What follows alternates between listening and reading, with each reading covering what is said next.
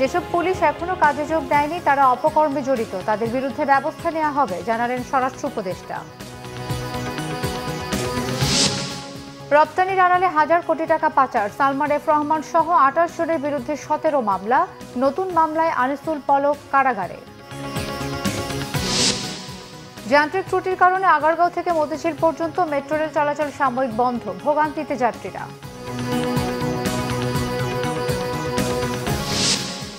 অন্তর্বর্তী সরকারের প্রথম একনেক সভা অনুষ্ঠিত, অনুমোদনের জন্য ৫টি প্রকল্প উত্থাপন। দুদিনের সফরে ঢাকায় বিশ্বব্যাংকের ভাইস প্রেসিডেন্ট। দেখছিলেন ক্রাউন 7 সংবাদ শিরোনাম, এবারে বিস্তারিত।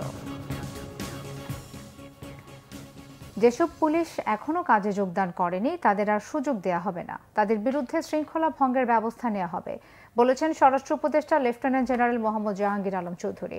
সকালে গাজীপুরের কালিয়াকৈরে আনসার ও গ্রাম প্রতিরক্ষা বাহিনীর প্রশিক্ষণ সমাপনী কুচকাওয়াজ শেষে সাংবাদিকদের একথা বলেন তিনি।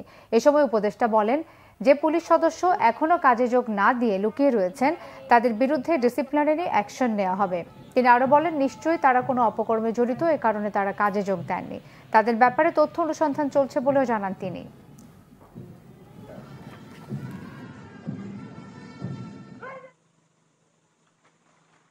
যারা কর্মযোগ এখনো জয়েন করে নাই তাদের আর জয়েন করতে দেওয়া হবে না এবং তাদের ক্ষেত্রে ডিসিপ্লিনারি অ্যাকশন নেওয়া হবে। তাদের থেকে কোনো ধরনের তাদের মাফ করা হবে না। তারা হয়তো এর ভিতরে কিছু কিছু আছে যারা বিভিন্ন অপকর্মের সাথে জড়িত, এই জন্যই তারা জয়েন করে নাই। যথা ভালো তারা সবাই জয়েন করে গেছে, আর যারা জয়েন করে নাই তাদের সংখ্যা খুবই নগণ্য। সেনাবাহিনী অনেক দিন যাবতেই কিন্তু মাঠে আছে, মানে তাদের তো একটা ক্ষমতার ভিতরে কাজ করতে হবে। প্লাস আমাদের অন্যান্য বাহিনী তো কিছু স্বল্পতা রয়ে গেছে, এটা পূরণ করার জন্য তো সেনাবাহিনী আমরা আনেছি। যেমন এই যে ম্যাজিস্ট্রেট পাওয়ারটা, এইটার সুবিধাটা ভোগ করবে বাংলার জনগণ। রপ্তানি বাণিজ্যের আড়ালে মানি লন্ডারিং এর মাধ্যমে প্রায় ১,০০০ কোটি টাকা পাচারের অভিযোগে বেক্সিমকো গ্রুপের কর্ণধার সালমান এফ রহমান সহ ২৮ জনের বিরুদ্ধে ১৭টি মামলা করেছে সিআইডি। খুদে বার্তা পাঠিয়ে গণমাধ্যমকে এই তথ্য জানায় সিআইডি। এতে বলা হয়, মানি লন্ডারিং প্রতিরোধ আইন ও বিধি মোতাবেক পরিচালিত সিআইডির অনুসন্ধানে সালমান এফ রহমান এবং তার ভাই এএসএফ রহমানের ১৭টি প্রতিষ্ঠানের বিরুদ্ধে অভিযোগের প্রাথমিক সত্যতা পাওয়া গেছে। এসব প্রতিষ্ঠানের নামে ২০২১ সাল থেকে ২০২৪ সাল পর্যন্ত বিভিন্ন সময়ে জনতা ব্যাংকের মতিঝিল শাখা থেকে ৯৩টি এলসির বিপরীতে পণ্য রপ্তানি করে নির্ধারিত সময়ের পরেও রপ্তানি মূল্য প্রায় ১,০০০ কোটি টাকা বাংলাদেশে না এনে বিদেশে পাচার করা হয়েছে। এছাড়া সালমান এফ রহমান ও তার বেক্সিমকোর বিভিন্ন প্রতিষ্ঠানের নামে বেনামে প্রায় ৩৩,৪৭০ কোটি টাকা ঋণ নিয়ে বিদেশে পাচারের অভিযোগ অনুসন্ধান করছে সিআইডি। সালমান এফ রহমান, আনিসুল হক, জুনাইদ আহমেদ পলক, বিচারপতি মানিক ও সাবেক আইজিপি চৌধুরী আবদুল্লাহ আল মামুনকে নতুন মামলায় গ্রেফতার দেখিয়ে কারাগারে পাঠানোর নির্দেশ দিয়েছে আদালত। তাদের মধ্যে ৩ মামলায় সালমান এফ রহমানকে, জুনাইদ আহমেদ পলককে ৩ মামলায়, আনিসুল হককে ৩ মামলায় এবং সাবেক বিচারপতি মানিককে গ্রেফতার দেখানো হয়েছে ৬ মামলায়। সাবেক আইজিপি চৌধুরী আবদুল্লাহ আল মামুনকে ২ মামলায় গ্রেফতার দেখানো হয়েছে। সকাল ৮টায় কারাগার থেকে তাদের ঢাকার চিফ মেট্রোপলিটন ম্যাজিস্ট্রেট আদালতে নেওয়া হয়। এ সময় বাড্ডা, লালবাগ, আদাবর ও খিলগাঁও থানার ১৩টি হত্যা মামলায় তাদের গ্রেফতার দেখানোর আবেদন করে পুলিশ। শুনানি শেষে মেট্রোপলিটন ম্যাজিস্ট্রেটের আদালত তাদের বিভিন্ন মামলায় গ্রেফতার দেখানোর আবেদন মঞ্জুর করে কারাগারে পাঠানোর নির্দেশ দেয়। সাবেক ৩ নির্বাচন কমিশনার ও সাবেক প্রধানমন্ত্রী শেখ হাসিনা সহ ১৮ জনের বিরুদ্ধে রাষ্ট্রদ্রোহিতার মামলা দায়ের করা হয়েছে চট্টগ্রামে। অবৈধ ও প্রতারণামূলক নির্বাচনের আয়োজনের অভিযোগ এনে সাবেক ৩ প্রধান নির্বাচন কমিশনার কাজী রাকিবউদ্দিন আহমেদ, কে এম নুরুল হুদা ও কাজী হাবিবুর আউয়াল সহ কমিশনার ও সচিবদের বিরুদ্ধে চট্টগ্রাম মেট্রোপলিটন ম্যাজিস্ট্রেট কাজী শরীফুল হকের আদালতে বুধবার দুপুরে মামলাটি দায়ের করেন বিএনপি নেতা একরামুল করিম। আদালত মামলা গ্রহণ করে পুলিশকে তদন্তের নির্দেশ দিয়েছে। বাদীর আইনজীবী জানান, যারা কমিশনে ছিলেন তাদের ব্যর্থতার কারণে প্রশাসন ও আইনশৃঙ্খলা বাহিনীও নির্বাচনী মাঠে একপেশে আচরণ করেছে। বিপুল টাকা ব্যয়ে যে ৩টি নির্বাচন হয়েছে তাতে কমিশনার সহ প্রশাসনের কর্মকর্তারা সংবিধানের খেলাপ করেছেন।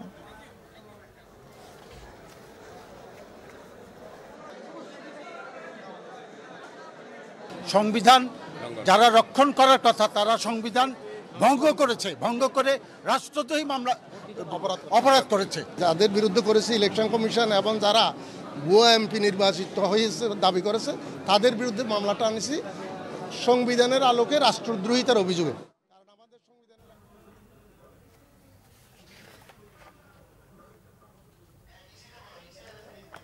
অন্তর্বর্তী সরকারের প্রথম একনেক সভা অনুষ্ঠিত হয়েছে। তেজগাঁওয়ের প্রধান উপদেষ্টার কার্যালয়ে এই বৈঠক হয়েছে। সকাল 11:30টায় শুরু হওয়া এই বৈঠকে সভাপতিত্ব করেন প্রধান উপদেষ্টা অধ্যাপক ডক্টর মোহাম্মদ ইউনূস। বৈঠকে উপদেষ্টারা ছাড়াও সংশ্লিষ্ট সচিবরা অংশ নেন। পরিকল্পনা কমিশনের একনেক উইং সূত্রে জানা গেছে, সভায় অনুমোদনের জন্য 5টি প্রকল্প উত্থাপন করা হয়। এসব প্রকল্পের মোট ব্যয় দাঁড়াবে 3,455,92 লাখ টাকা। প্রকল্পগুলোর মধ্যে 3টি সংশোধিত এবং 2টি নতুন প্রকল্প রয়েছে। একনেক সভা শেষে পরিকল্পনা উপদেষ্টা ওয়াহিদুদ্দিন মাহমুদ সংবাদ সম্মেলন করে সিদ্ধান্তগুলো জানাবেন।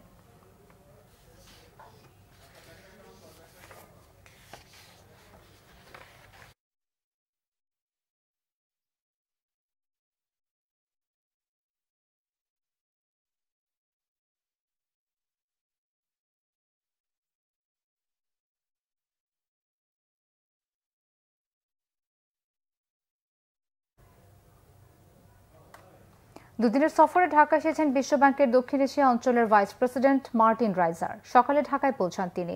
মার্টিন রাইজারের এ সফরে অন্তর্বর্তী সরকারের প্রধান উপদেষ্টা ডক্টর মোহাম্মদ ইউনূস ছাড়াও অর্থ ও বাণিজ্য উপদেষ্টা, জ্বালানি উপদেষ্টা ও বাংলাদেশ ব্যাংকের গভর্নরের সঙ্গে বৈঠক হবে। বিশ্বব্যাংকের ঢাকা অফিসের এক বিজ্ঞপ্তিতে এই তথ্য জানানো হয়েছে। এর আগে মঙ্গলবার বিশ্বব্যাংকের দক্ষিণ এশিয়া অঞ্চলের কান্ট্রি ডিরেক্টর ম্যাথিউ ভার্জিনের সঙ্গে বৈঠকে বিভিন্ন খাতে সংস্কারের জন্য আর্থিক ও কারিগরি সহায়তা চান ডক্টর সালেউদ্দিন আহমেদ। ঋণ পেতে বিশ্বব্যাংকের শর্ত যেন বাস্তবায়নযোগ্য হয় সেই তাগিদও দেন তিনি। বিশ্বব্যাংকের ভাইস প্রেসিডেন্ট মার্টিন রাইজারের সঙ্গে বৈঠকে $2 বিলিয়ন সহায়তার পাশাপাশি বিভিন্ন প্রকল্পের অগ্রগতি নিয়ে আলোচনা হতে পারে।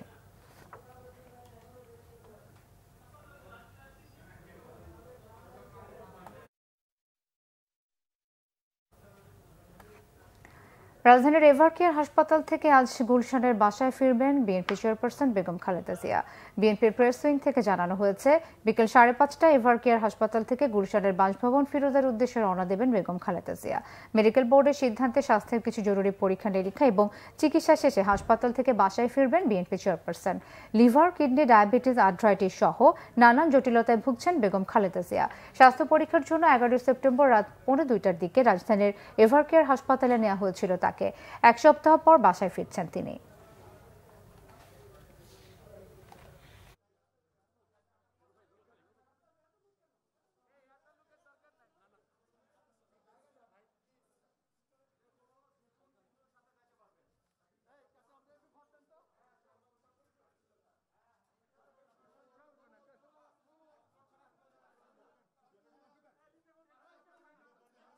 জননিরাপত্তা ও আইন শৃঙ্খলা নিশ্চিত করতে সেনাবাহিনীকে ম্যাজিস্ট্রেসি ক্ষমতা দেওয়া হয়েছে বলে জানিয়েছেন জনপ্রশাসন মন্ত্রণালয়ের সিনিয়র সচিব ডক্টর মোহাম্মদ মুখলেসুর রহমান। সচিবালয়ে সাংবাদিকদেরকে তিনি আরও বলেন, আইন অনুযায়ী সেনা কর্মকর্তারা সমন জারি, গ্রেফতারি পরোয়ানা, তল্লাশি পরোয়ানা, অভিযুক্তের সম্পত্তি ক্রোক, মামলার তদন্ত এবং বিচার করতে পারবে। জনপ্রশাসন সহ অন্য আইন শৃঙ্খলা বাহিনীর সাথে সমন্বয় করে সেনাবাহিনী কাজ করবে বলেও জানান মুখলেসুর রহমান। সরকার মনে করেছে এটা এই মুহূর্তে সেনাবাহিনীকে এই রাষ্ট্রীয় এই ম্যাজিস্ট্রিয়াল পাওয়ারটা দেওয়ার দরকার। দিস ইজ ভেরি সাময়িক, জনবান্ধব পরিবেশে মানুষ চলাচল করতে পারে, সিকিউর ফিল করে, মানুষের মধ্যে যেন আস্থা থাকে, সব বাহিনী একসাথে একই আমব্রেলায় কাজ করছে, এই মেসেজটার জন্যই এই ধরনের একটা ক্ষমতার আমরা কি বলবো যে আমাদের বিভিন্ন বাহিনী কাজ করে না, তো এটা আরেক বাহিনীকে বিধি মোতাবেকই তাদেরকে এই ক্ষমতা দেওয়া হয়েছে। বিএনপির স্থায়ী কমিটির সদস্য নজরুল ইসলাম খান বলেছেন, সংবিধান, নির্বাচনী ব্যবস্থা সহ অনেক জায়গায় সংস্কার প্রয়োজন, তবে সব সংস্কার অন্তর্বর্তীকালীন সরকার করতে পারবে না। ঢাকা রিপোর্টার্স ইউনিটি ডিআরইউতে আলোচনা সভা করে বিপ্লবী ওয়ার্কার্স পার্টি। এতে বিএনপির স্থায়ী কমিটির সদস্য নজরুল ইসলাম খান বলেন, সংবিধানে নানা অসঙ্গতি রয়েছে, এমন একটা ব্যবস্থা করতে হবে যেখানে সবার দায়বদ্ধতা থাকতে হবে। অন্তর্বর্তীকালীন সরকারে যারা আছেন, জনগণ বিশ্বাস করে তারা তাদের অর্পিত দায়িত্ব যথাযথভাবে পালন করে ইতিহাসের সাক্ষী হয়ে থাকবেন। বৈষম্য বিরোধী ছাত্র আন্দোলনে দেশের জনগণ দুঃশাসন থেকে মুক্তি পেয়েছেন। হাতে গোনা কিছু মানুষ ছাড়া দেশের সবাই বৈষম্যের শিকার হয়েছেন। তবে এই আন্দোলন 1 মাসের ছিল না। এই লড়াইয়ের পাশাপাশি যারা 15 বছর গুম খুনের পরও যারা আন্দোলন চালিয়ে গেছেন, তারাও এই আন্দোলনের অংশ। অন্য বক্তারা বলেন, সেনাবাহিনীকে বিচারিক ক্ষমতা দিয়ে অ্যান্টিবায়োটিক ব্যবস্থা বলা যায়, এতে যাতে কোনো নেতিবাচক পার্শ্ব প্রতিক্রিয়া না হয় সেদিকে খেয়াল রাখতে হবে। যতটুকু ক্ষমতা দেওয়া হয়েছে সেনাবাহিনী তার মধ্য থেকে কাজ করবেন বলেও জনগণ প্রত্যাশা করে। আমাদের কত সন্তান, কত ভাই বোন জীবন দিয়েছে। ওটা আমার এই দেশের মানুষ, একজন মুক্তিযোদ্ধা হিসাবে আমি বিশ্বাস করি যে এদেশের সমগ্র জনগণ তারা যেমন মুক্তি পেয়েছে একটা দুঃশাসনের হাত থেকে,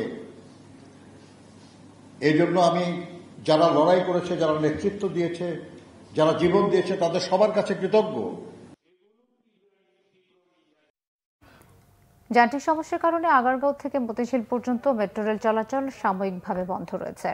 মেট্রো রেলে যান্ত্রিক সমস্যা হওয়ায় সকালে উত্তরা থেকে ছেড়ে আসা ট্রেনটি হঠাৎ করে শেওড়াপাড়া স্টেশনে থেমে যায়। অনেকক্ষণ থেমে থাকার পর জানানো হয় লাইনে সমস্যা হওয়ায় ট্রেন মতিঝিল যাবে না। আগারগাঁও স্টেশনে সব যাত্রী নামিয়ে দেওয়া হলে যাত্রীদের চরম সমস্যায় পড়তে হয়। যাত্রীদের সাময়িক অসুবিধার জন্য মেট্রো রেল কর্তৃপক্ষ আন্তরিকভাবে দুঃখ প্রকাশ করেছেন। এই অংশে মেট্রো রেল চলাচল স্বাভাবিক হলে তৎক্ষণাৎ জানিয়ে দেওয়া হবে বলে জানিয়েছে কর্তৃপক্ষ। তবে উত্তরা উত্তর থেকে আগারগাঁও পর্যন্ত অংশে মেট্রো রেল চলাচল স্বাভাবিক রয়েছে।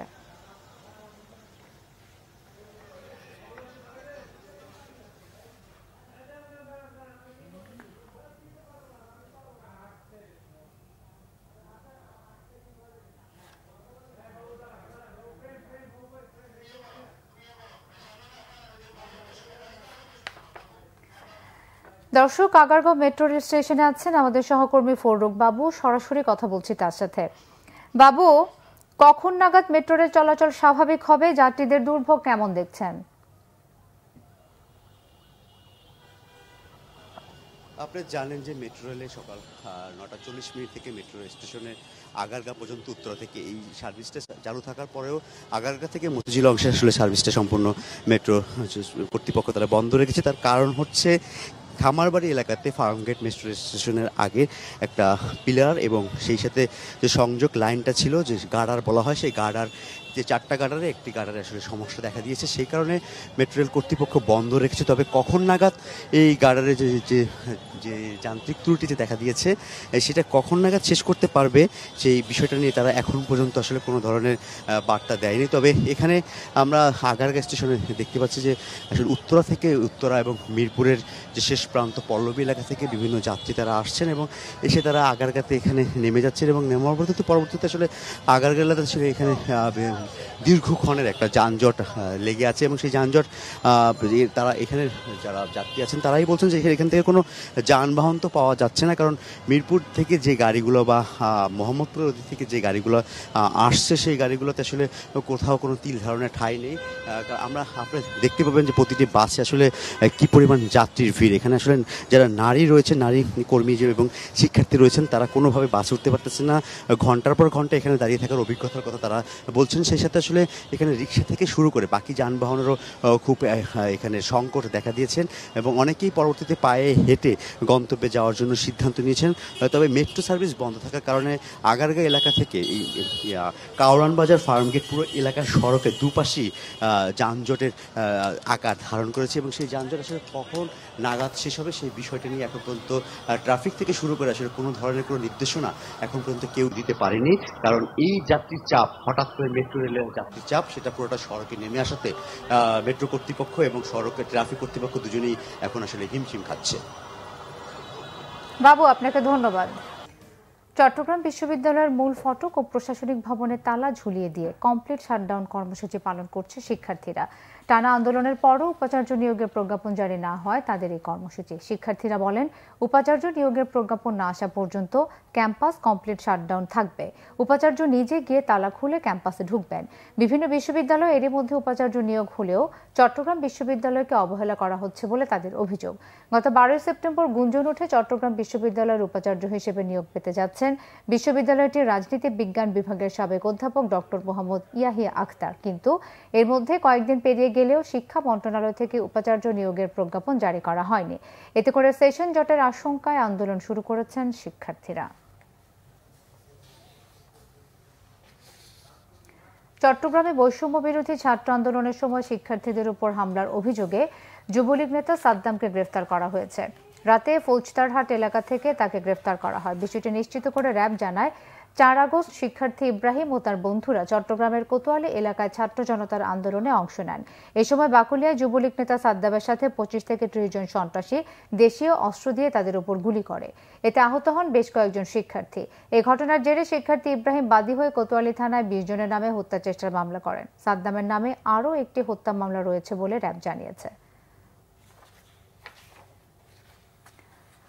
চতুর্থ শ্রেণীর কর্মচারী নেতা আশিকুর রহমান নয়ন ও তার বাহিনীর দাপটে অতিষ্ঠ রংপুর মেডিকেলের কর্মকর্তারা। প্রভাবশালীদের ছত্রছায়ায় কর্মচারী নিয়োগ, বদলি, ডিউটি, টেন্ডারবাজি সহ সব ক্ষেত্রেই তার আধিপত্য। পরিত্যক্ত 2টি ভবন দখলে নিয়ে ভাড়া দিয়েছে। ওই ভবনের বিদ্যুৎ ও পানির বিল বহন করে হাসপাতাল কর্তৃপক্ষ। এতে বকেয়া পড়েছে 1 কোটি টাকা। রংপুর মেডিকেল নিয়ে জুয়েল আহমেদের 3 পর্বের রিপোর্টের আজ থাকছে প্রথমটি। শ্যাওলা ধরা, আগাছায় ভরা, মরিচা পড়া ভবন দুটিতে ঝুঁকি নিয়ে বসবাস করছেন ভাড়াটিয়ারা। গেল 15 বছর ধরে হাসপাতাল থেকে কলেজ সবখানে দৌরাত্ম্য ওরা 9 জন নামে পরিচিত নয়ন বাহিনীর। হাসপাতালের 18 ও 19 নম্বর ভবন পরিত্যক্ত ঘোষণা করা হলেও ভবন দুটি দখলে নিয়ে ভাড়া দেয় তারা। কর্মচারী নিয়োগ, বদলি, ডিউটি আর টেন্ডারবাজি সহ সব ক্ষেত্রেই এ বাহিনীর আধিপত্য। কর্তৃপক্ষ যদি ঠিকভাবে দেখতো তাহলে তো এরকম হওয়ার কথা না। এটা মেডিকেল, যেমন এই মেন গেটগুলো এখানে দারোয়ান থাকবে, পাহারা থাকবে, কিন্তু থাকে না। দেখেন মেন গেটগুলো বন্ধ থাকে। আছে গডফাদার আছে, তারা তো ফিরাবার সরকারের কাছে প্রিয় লোক। যে সরকার আছে তার কাছে প্রিয় লোক। 10 এবং 12 এটি বিল্ডিং রিপেয়ার না করেই অনেকটা বিল তুলে নিয়ে চলে গেছে। 2-3 বার শুনছি, আসি বলে গেছে ঝুঁকি পড়বো, তারপরে সবাই থাকে আসি ইয়া করে। এমনটা না বলি, জেনার তত্ত্বাবধানে আসি, ওনাকে দেওয়া একটা নির্দিষ্ট পরিমাণ ভাড়াই। দখল করা ভবনে অবাধে চলে হিটার ও এসির ব্যবহার। বিল দিতে হয় হাসপাতাল কর্তৃপক্ষকে। গেল জুনে 1 মাসের বিল আসে 47 লাখ টাকা।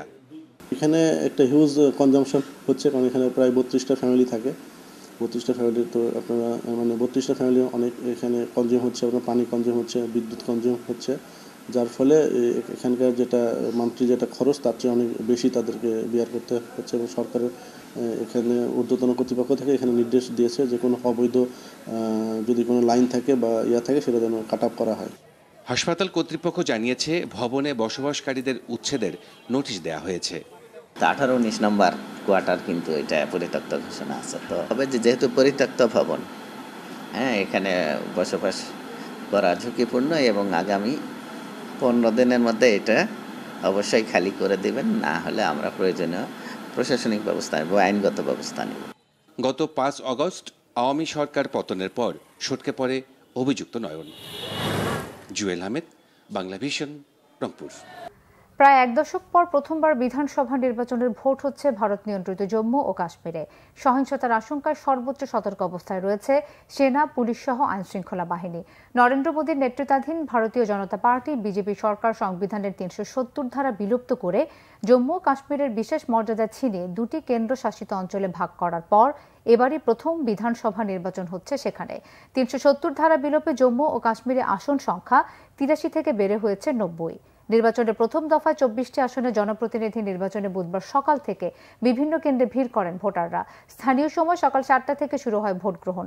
ভোটের আগে একাধিক সন্ত্রাসী হামলার কারণে নির্বাচনী এলাকার গুরুত্বপূর্ণ পয়েন্টে পুলিশের পাশাপাশি মোতায়েন করা হয়েছে আধা সামরিক বাহিনী, সিএপিএফ এর সদস্যদের। সতর্ক অবস্থায় সেনা সদস্যরাও। জনসাধারণের চলাচলে নিয়ন্ত্রণ আরোপ করে চলছে তল্লাশি। 25 সেপ্টেম্বর 26টি আর 1 অক্টোবর 40টি আসনে ভোটের পর ফলাফল ঘোষণা করা হবে আগামী 4 অক্টোবর। জম্মু ও কাশ্মীরে 30 সেপ্টেম্বরের মধ্যে ভোট গ্রহণের নির্দেশ দিয়েছিল সুপ্রিম কোর্ট। লেবাননে পেজার বিস্ফোরণে অন্তত 9 জন নিহত ও 3000-এরও কাছাকাছি মানুষ আহত হওয়ার ঘটনায় ইসরায়েলের বিরুদ্ধে চরম প্রতিশোধের হুঁশিয়ারি দিয়েছে হিজবুল্লাহ। এই ঘটনায় কোনোভাবেই জড়িত নয় বলে আশ্বস্ত করেছে যুক্তরাষ্ট্র। পেজার বিস্ফোরণের ঘটনায় সরাসরি ইসরায়েলকে দায়ী করে কড়া ভাষায় প্রতিক্রিয়া দিয়েছে লেবাননের সশস্ত্র সংগঠন হিজবুল্লাহ। সংগঠনটি সামরিক শাখার বিবৃতিতে বলা হয়েছে, আক্রমণাত্মক এই আচরণের জন্য ইসরায়েল ও বিশ্বাসঘাতকদের চরম মূল্য দিতে হবে। স্থানীয় সময় মঙ্গলবার বিকেল 3টা 45 মিনিটের দিকে লেবাননের রাজধানী বৈরুতে প্রথম বিস্ফোরণ হয়। এরপর বিভিন্ন অঞ্চলে পেজার বিস্ফোরণে প্রাণহানি বাড়তে থাকে। হতাহতের ভিড়ে হাসপাতালগুলোতে তৈরি হয় নজিরবিহীন পরিস্থিতি। অন্তত 200 জনের অবস্থা গুরুতর। নিহত হয়েছেন লেবাননের এমপি হিজবুল্লাহ নেতা আলী আম্মানের ছেলে। আহত হয়েছেন ইরানের রাষ্ট্রদূত মোজতবা আম্বানি। নিউ ইয়র্ক টাইমসের প্রতিবেদনে দাবি করা হয়, পেজারের চালান তাইওয়ান থেকে পাঠানোর সময় এগুলো খুলে যান্ত্রিক কিছু পরিবর্তন আর বিস্ফোরক বসানোর কাজটি করেছে ইসরায়েল। এই বিস্ফোরণে যুক্তরাষ্ট্রের কোনো হাত নেই বলে জানিয়েছে মার্কিন প্রতিরক্ষা বিভাগ, পেন্টাগন। আর মার্কিন পররাষ্ট্র দপ্তর জানিয়েছে এ বিষয়ে তথ্য সংগ্রহ করা হচ্ছে। সেই সাথে আলোচনায় সংকট সমাধানের আহ্বানও জানিয়েছেন মুখপাত্র ম্যাথিউ মিলার। সংবাদ শেষ করব ক্রাউন 7 শিরোনামগুলো আরো একবার জানিয়ে।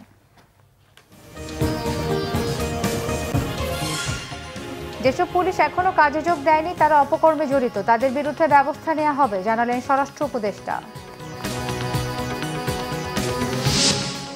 রপ্তানির আড়ালে 1000 কোটি টাকা পাচার, সালমান এফ রহমান সহ 28 জনের বিরুদ্ধে 17 মামলা। নতুন মামলায় আনিসুল পলক কারাগারে। যান্ত্রিক ত্রুটির কারণে আগারগাঁও থেকে মতিঝিল পর্যন্ত মেট্রো রেল চলাচল সাময়িক বন্ধ, ভোগান্তিতে যাত্রীরা।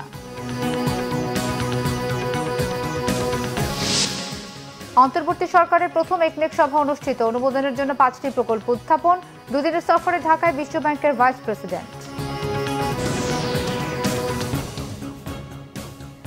এই ছিল এখনকার মতো। পরের সংবাদ বিকেল 4টা, এর আগে 3টায় রয়েছে নিউজ টপ 10 দেখার আমন্ত্রণ রইল। এছাড়া বাংলা ভিশন সংবাদ ও সংবাদ সংশ্লিষ্ট অনুষ্ঠান দেখতে ভিজিট করুন www.bbnews24.com ও facebook.com/banglavisionnews এবং সাবস্ক্রাইব করুন youtube.com/banglavisionnews।